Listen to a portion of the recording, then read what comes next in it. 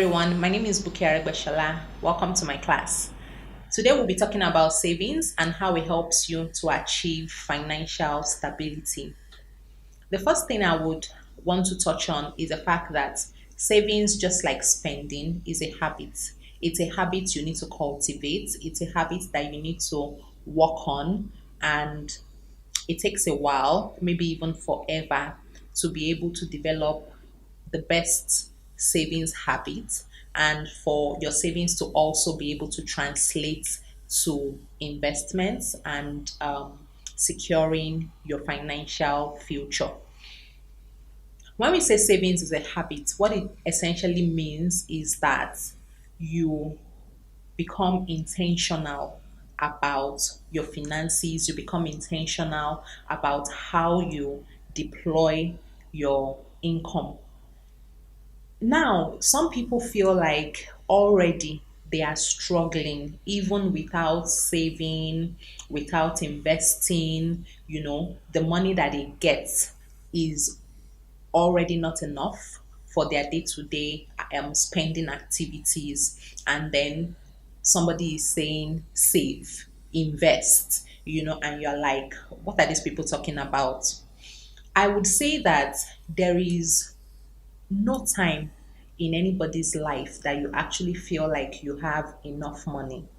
Because no matter how much money you have, you will always have expenses or just generally things that you feel like you need to have. They may not be urgent and important, but you feel like, oh, I deserve this, I can have this. So it behoves of you. It becomes a personal responsibility to choose to save money rather than spending. And that's why we say savings is a habit. Okay. We also all know the adage that says you can't eat your cake and have it. What that generally just means is that you cannot choose to spend all your money and still believe that you will be able to be rich in the future. You have to work towards being rich. You have to be intentional about accumulating wealth. You have to be intentional about everything you do in life, as a matter of fact.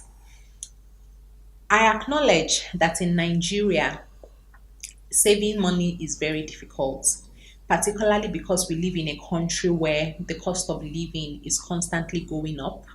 Salaries are constantly falling short of covering expenses. But the honest truth is that nobody is coming to help you. Nobody is invested in any other person as much as you yourself will be invested in yourself. So it is very important that you take it upon yourself as a personal responsibility to do the best you can for yourself and maybe for your future children. And so I would say we need to be determined, we need to be disciplined, we need to cultivate good financial practices, we need to constantly put in place strategies that will help us navigate the financial challenges that we constantly face on a daily basis, and to also lay a good and a secure foundation and future for yourself and your children. Goal setting is very important when we talk about savings and maybe investments. This presentation will be focusing on savings, but I'll be touching on investments from time to time. Goal setting is important because when you don't have a goal, when you don't make a plan, you cannot work towards it and you cannot achieve it. What you don't work towards, what you don't identify as a goal or as a desire, you cannot put resources towards achieving it. So goal setting is important, and it is very necessary that those goals are clear. It's important that the goals are specific. You need to be very specific about what you want to achieve. And when we talk about goal setting can be simple. It doesn't have to be complex. It doesn't have to be complicated, because the more complicated or complex that it is, the more difficult it is to achieve. So be specific about your goals. When you know exactly what you want to accomplish, then you can create a well detailed plan on how to get there, on how to achieve it.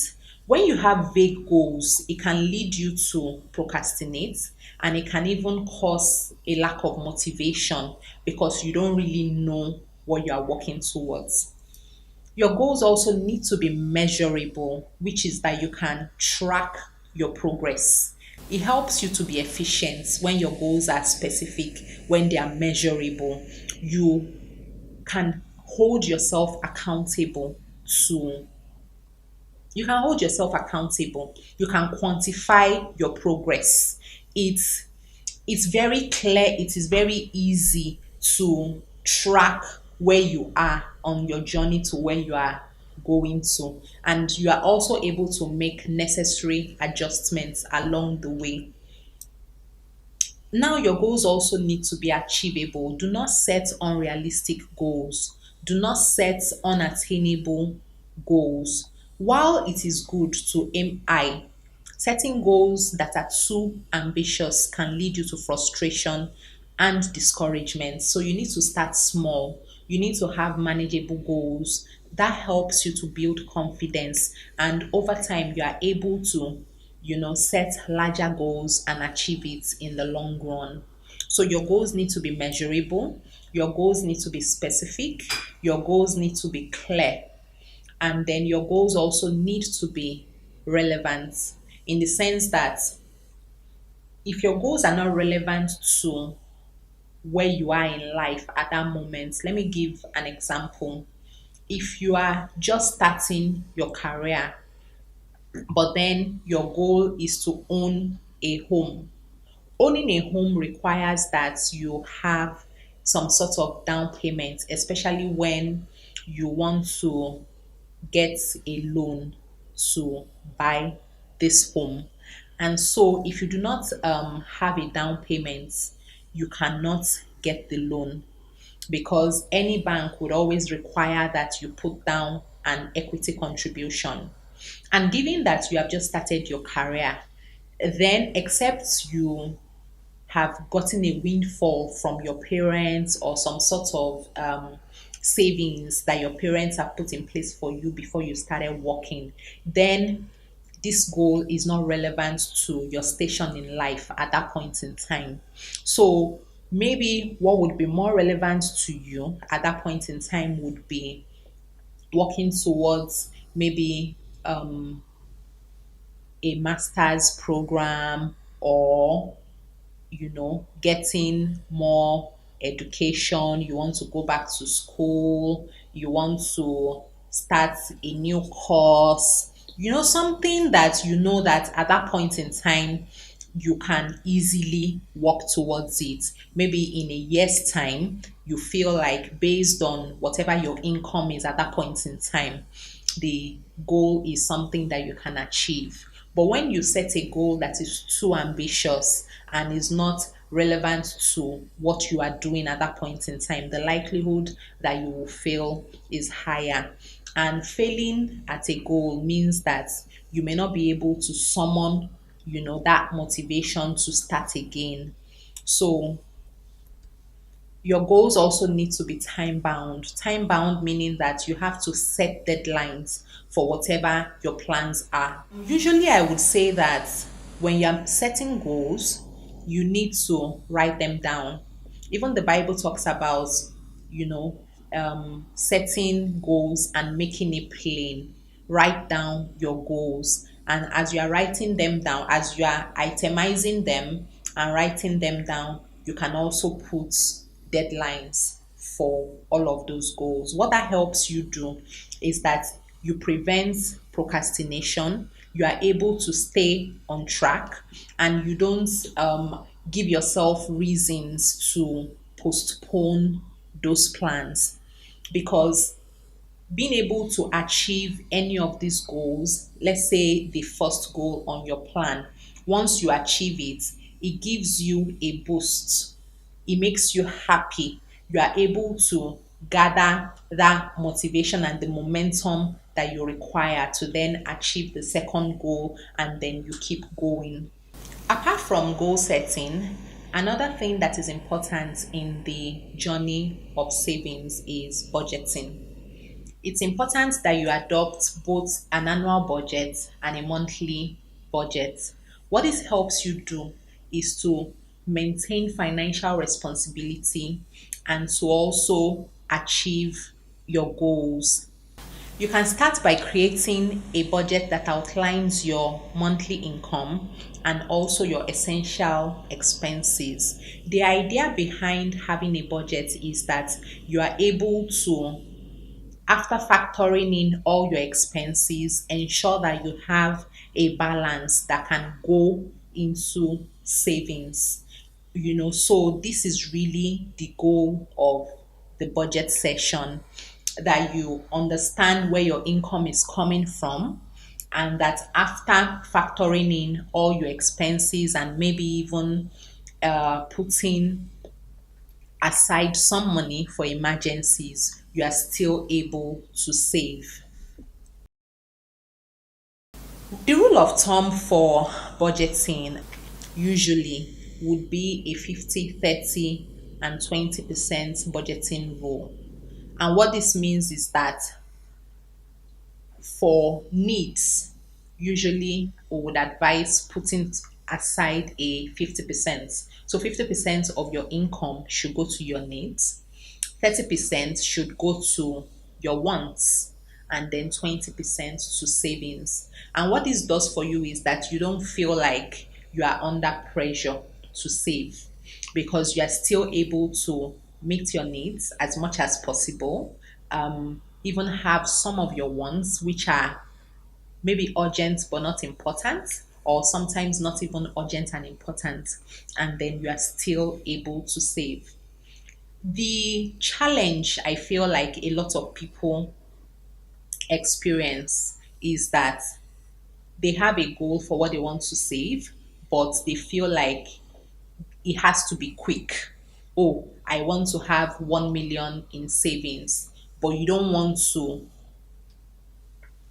make that happen within a year. You want to have the 1 million today or in a month's time. And so you put so much pressure on yourself to achieve this.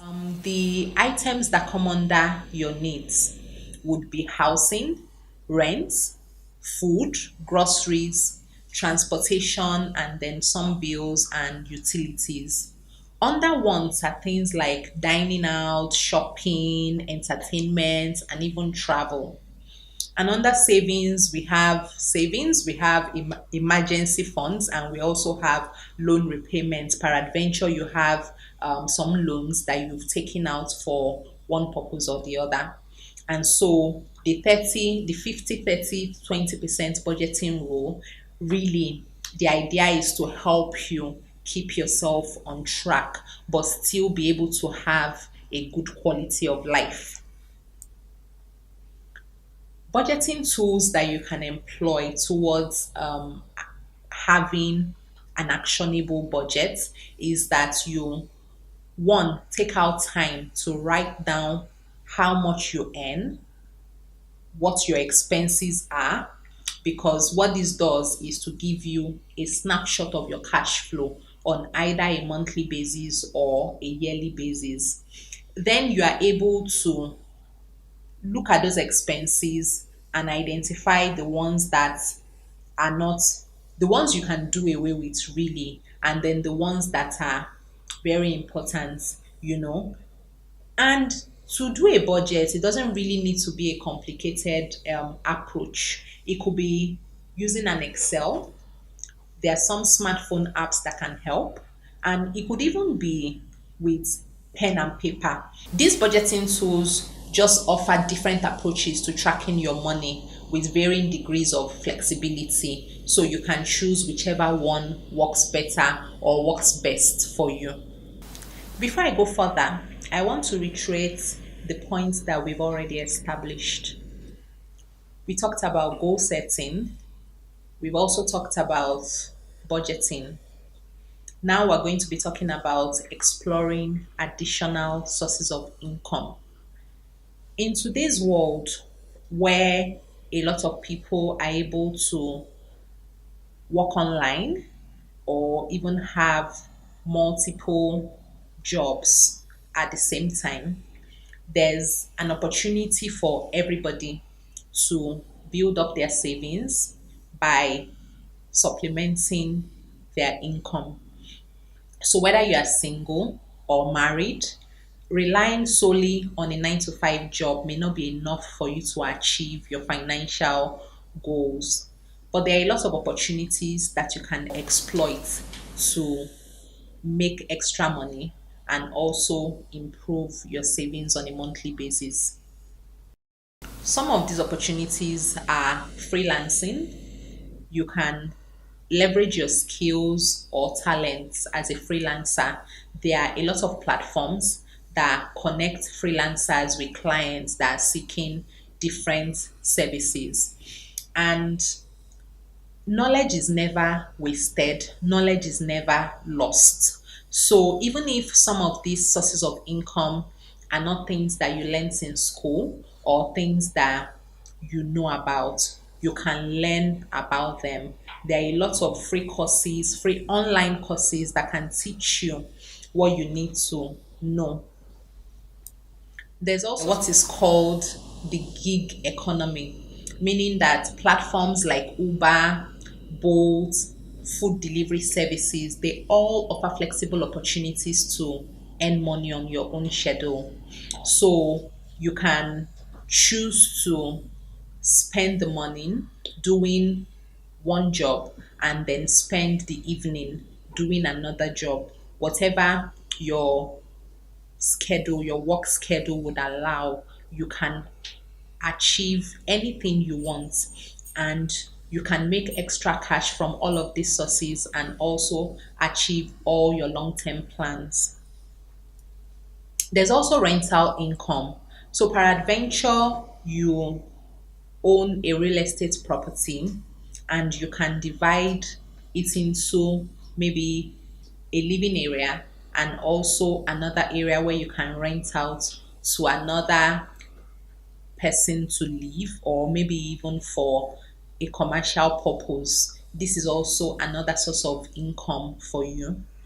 And content creation is another thing that you can do on YouTube, on Instagram. There are a lot of platforms that allow you to become a content creator. And there's also consulting.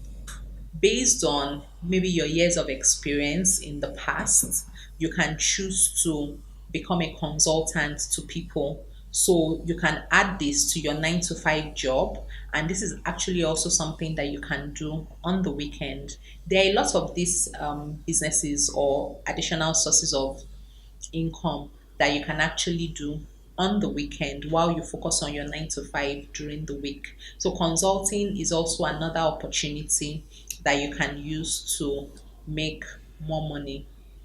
Now, it's also important that you know that you can automate your savings. So it doesn't always have to be that at the end of the month you have to force yourself or remind yourself that you need to save money. There are ways that you can automate your savings. One of such ways is by going to your bank and requesting that they put an order on your account, meaning that at the end of each month, a particular amount should be debited from your account and put into a savings account. There are also different apps that you can download now, different investment apps, actually savings and investment apps that you can download, and you can also automate the process of transferring money from your salary account to these apps at the end of each month, and then choosing either a savings product or an investment product on these apps. And this helps you to achieve your goals.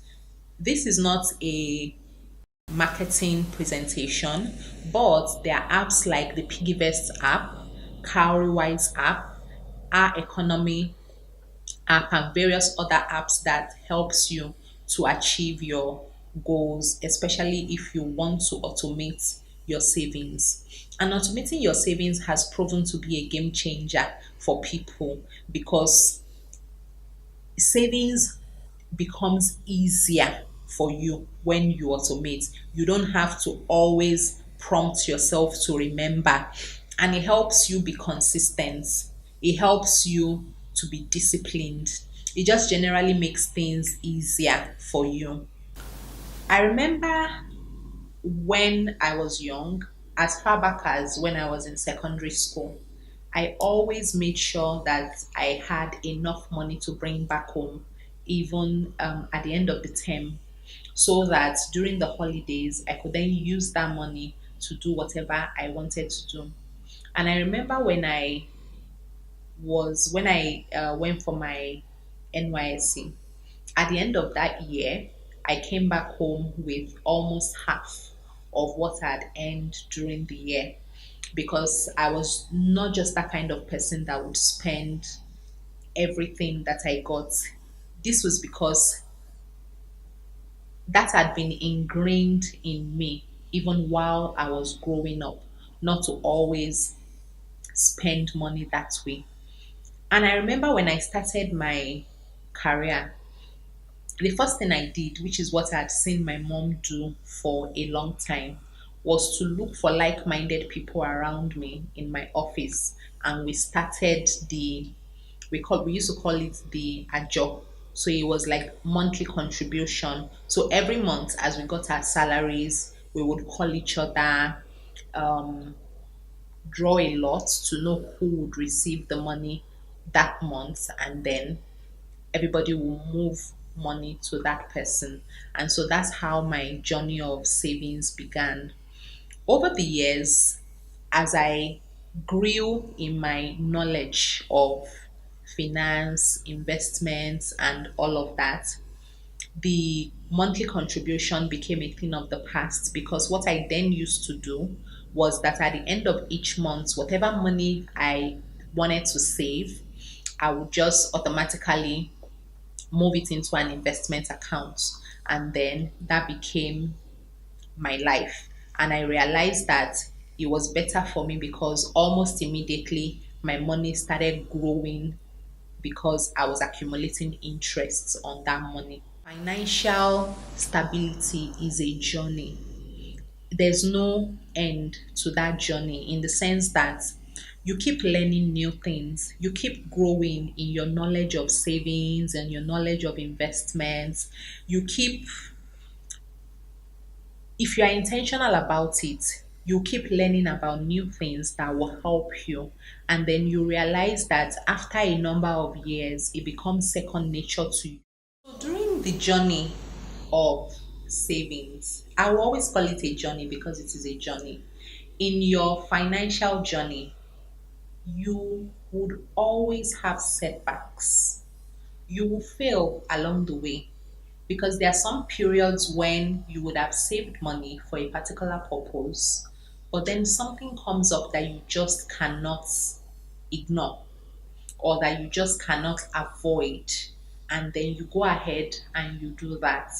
But what you need to understand is that if you were not even saving in the first place, that particular project, it could be a project, it could be a need, you may not have been able to meet that need or do that project, and the repercussions could have been bad.